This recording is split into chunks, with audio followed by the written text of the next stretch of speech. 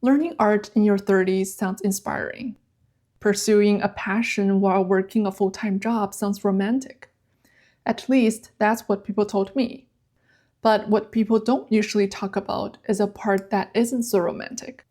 Actually, it's a complete opposite. And if I had to choose one word for this journey, it would be lonely. It's lonely because you have to spend so much time by yourself. You can't hang out with friends the way you used to because you really need that extra time to learn and practice. It's lonely because you feel like you're the only one around you still chasing something beyond a mundane life. Isn't life supposed to be going to school, finding a job, getting married, working, having kids, and working some more, and if lucky enough, some comfortable years of retirement before you die? You don't know if you're being stupid for chasing something that is very well known for starving people. If it's such a good idea, why no one else is doing it? It's lonely because you feel so lost. Where should I start? Is it too late? Is this drawing actually good or is it just in my head? Why does this look so weird but I don't know what's going wrong? How can I make it look better? Am I the only one who learns this slowly? You're yearning for someone to tell you the answers, but all you hear is the echo of your own questions. What's lonelier than struggling alone without knowing if there's even an end? However, if it were only the solitude, this journey would probably be way easier than what it actually is. Scrolling past great artists online who started years before you, seeing their incredible work, as inspiring as it is, doubts come quickly. Will I ever be that good? Will I? So you start watching tutorial after tutorial, practicing hour after hour, filling page after page.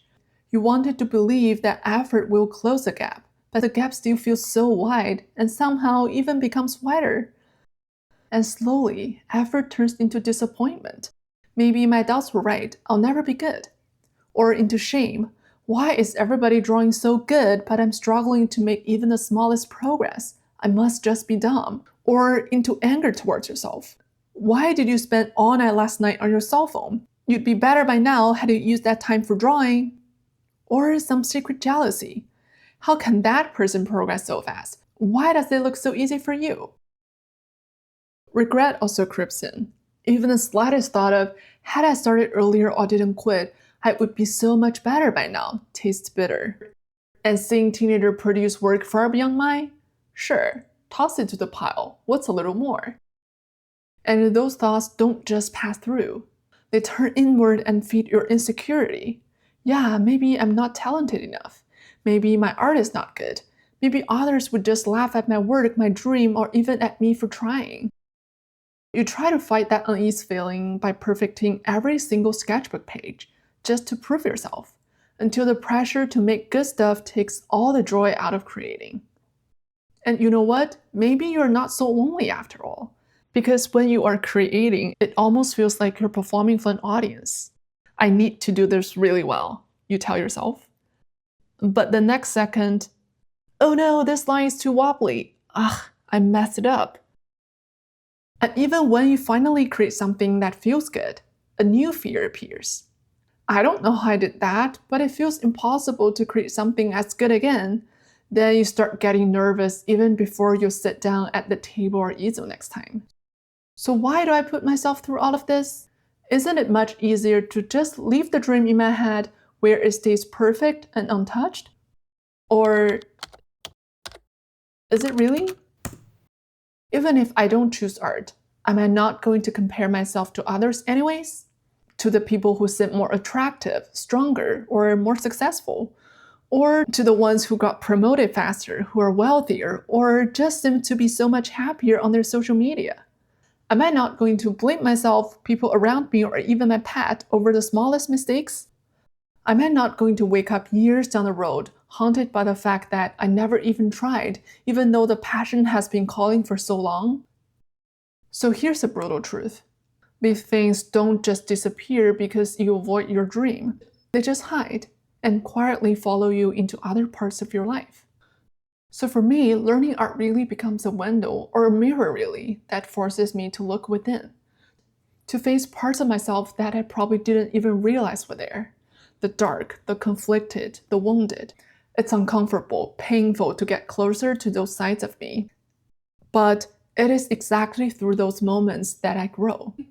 And I'm not only talking about the art progress. It is through the loneliness that I'm learning how to spend time with myself.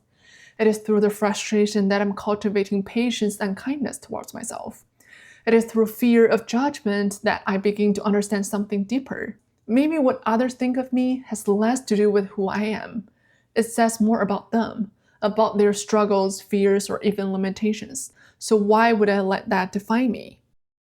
Slowly, I'm becoming an encouraging parent to myself, and I'm building a nurturing environment for my own growth. And one day, something even more unexpected hit. I suddenly realized I was once a carefree kid. I was happy just because I was drawing, and I was so proud of whatever came out. There's no insecurity, no perfectionism. I was born like that. We were all born like that. But somewhere along the way, growing up, the carefree side of us got lost. Now, as an adult who is responsible for my own life, I want that piece back. Or maybe it was never really lost. It has always been with me, just buried under layers of dust made of expectation, judgment, and criticism from the outside world, built up over many years. But if I dust them off and look within, the carefree part of me is always there. And all of this doesn't just make you a better artist, it makes you a more complete person. And that is why I'm still here today.